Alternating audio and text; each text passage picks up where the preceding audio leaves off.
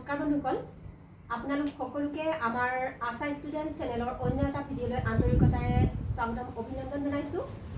আজি মঞ্চত আমাৰ মাজত উপস্থিত আছে ডক্টৰ ডি নাথ অকাল চাইন্স ইনষ্টিটিউটৰ প্ৰফেচৰ ডি নাথ ছাৰ আৰু তেখেতক আমি সাদৰেৰে আমন্ত্ৰণ জনাইছোঁ। ছাৰ, আপোনাক আমাৰ মঞ্চত পাই নথৈ আমি আনন্দিত হৈছোঁ আৰু ছাৰৰ পৰা আমি বহুতো কথা আজি শিকিবলৈ পাম। গতিকে ভিডিঅ'টো আপোনালোকে শেষলৈকে চাব বুলি অনুৰোধ জনালোঁ আৰু ছাৰক আমি সুধিবলৈ গৈ আছোঁ।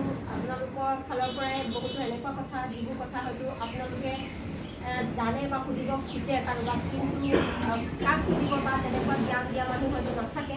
গতিকে আপোনালোকৰ কাৰণে এটা বহুত ধুনীয়া সুযোগ আমাৰ এই চেনেলটো, য'ৰ পৰা নেকি আপোনালোকে জানিবলৈ পাৰিব বহুতো নজনা কথা। তেনেহ'লে আজি প্ৰথম প্ৰশ্নটো ছাৰলৈ আমি সুধিব খুজিছোঁ। ছাৰ, পাঠৰ বিষয়ে আপোনাক অকণমান সুধিব বিচাৰোঁ, যিহেতু আপুনি পাঠৰ লগতে মানে হস্তৰেখা আৰু ৰত্নবিদ বাস্তুবিদ সকলোতে আপুনি যিহেতু পাৰ্গত। গতিকে আজি আমি বিষয়টো লৈছোঁ ৰত্নৰ ওপৰত। ৰত্নৰ বিষয়ে ছাৰ বহুতো মানুহৰ কিছুমান কুমতামত আছে আৰু কিছুমানৰ কুমতামত আছে।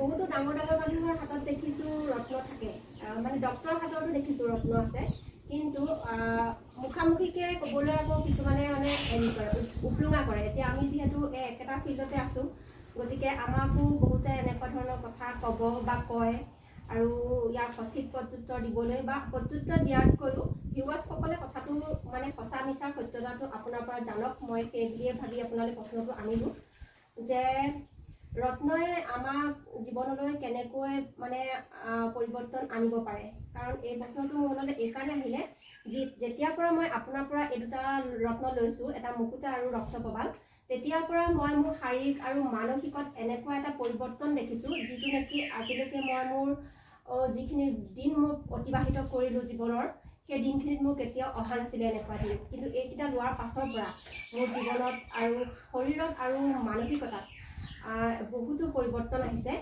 নিদ্ৰাহীনতাত ভুগিছিলোঁ মই দেউতাৰ মৃত্যুৰ পাছত, আৰু তাৰপিছতে আপোনাৰ লগত মোৰ সংযোগ হ'ল, আপোনাৰ সংস্পৰ্শত অহা সৌভাগ্য হ'ল।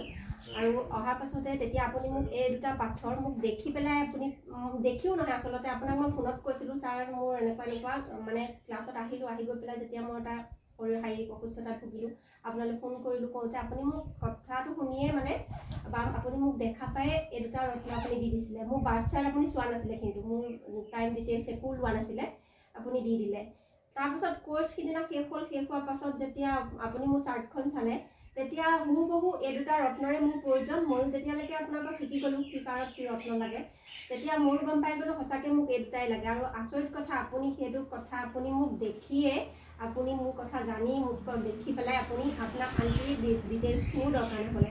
গতিকে বিচাৰোঁ এনেকুৱা এটা প্ৰশ্নৰ উত্তৰ আপুনি দিব পাৰিব যে ৰত্নই আমাৰ জীৱনলৈ কেনেকৈ পৰিৱৰ্তন আনিব পাৰে বা ৰত্নৰ প্ৰয়োজনীয়তাৰ সিমান আমাৰ জীৱনত। ঠিক আছে, খুব দৰকাৰী প্ৰশ্ন।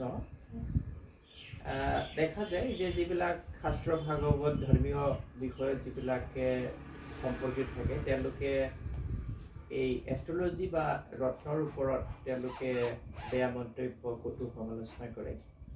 কিন্তু বাস্তৱত যদি আমি চাওঁ, দেখিব যে আমাৰ ভগৱান, যাক আমি বিষ্ণুৰ নামত জানো, আৰু তেওঁৰ অৱতাৰ, সম্পূৰ্ণ অৱতাৰ ৰাম মানে কৃষ্ণ আছে।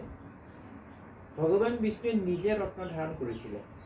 যেতিয়া সমুদ্ৰ মন্থন হৈছিলে, সমুদ্ৰত মন্থন হওঁতে মানে মণি মুকুটৰ পৰা আৰম্ভ কৰি ৰত্ন কিছুমান ওলাইছিলে। সেই ৰত্নবিলাক হৈছে কিছুমান প্ৰেচিয়াছ ষ্ট'ন, জেম ষ্ট'নছ।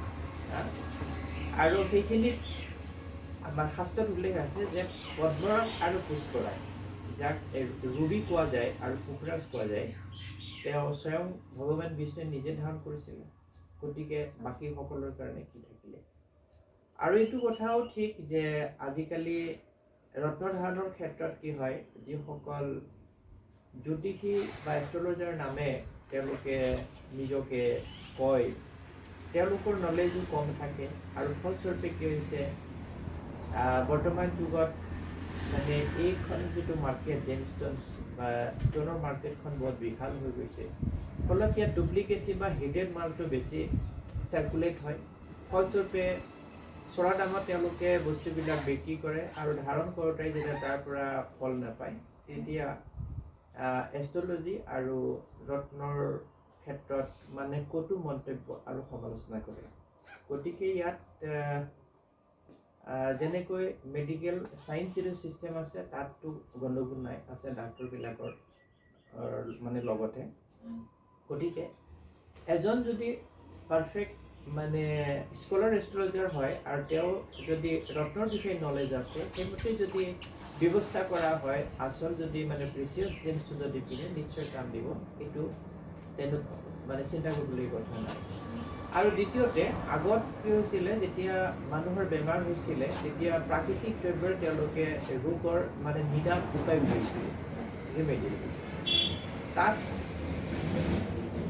মানে গছ গছনি যিবিলাক মূল আছে, কিবা ৰস আছে আৰু ৰত্নৰ যিটো ভস্ম মানে পাউডাৰ, য'ত অগ্নিকৰণত উল্লেখ আছে, সেইখিনিৰে সংমিশ্ৰণত দৰৱ তৈয়াৰ কৰিছিলে। গতিকে সেইভাগেও সি কাম কৰে।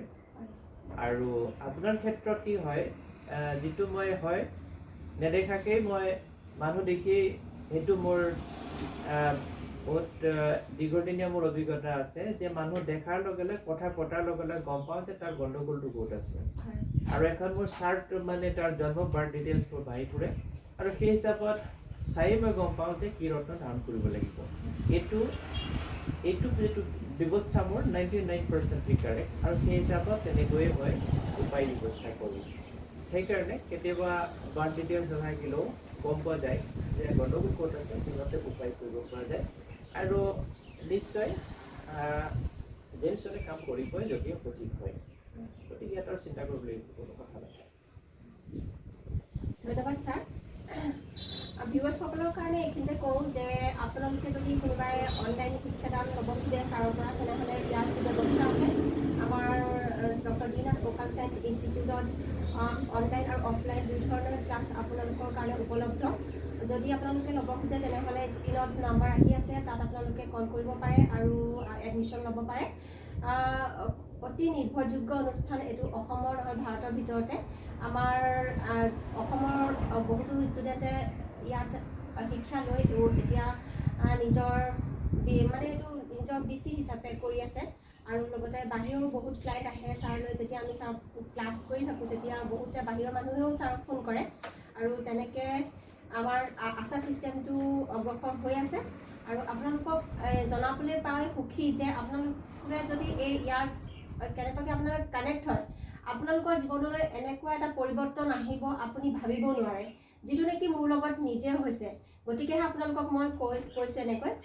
কাৰণ মোৰ জীৱনত এনেকুৱা হৈছিলে কি, মোৰ এটা বহুত ডাঙৰ সমস্যা আছিলে। ছাৰ আপুনিও জানে, কৈছোঁ আপোনাক যে মই গাড়ীত উঠিব নোৱাৰোঁ, বমি কৰোঁ।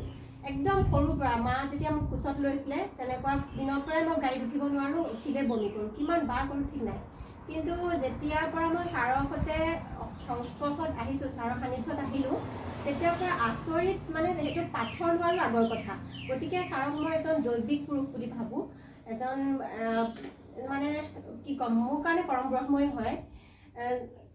গুৰু ব্ৰহ্মা, গুৰু বিষ্ণু, গুৰু দেৱো মহেশ্বৰা, গুৰু সাক্ষাৎ পৰম ব্ৰহ্ম তস্মৈ শ্ৰী গুৰুৱে নমঃ।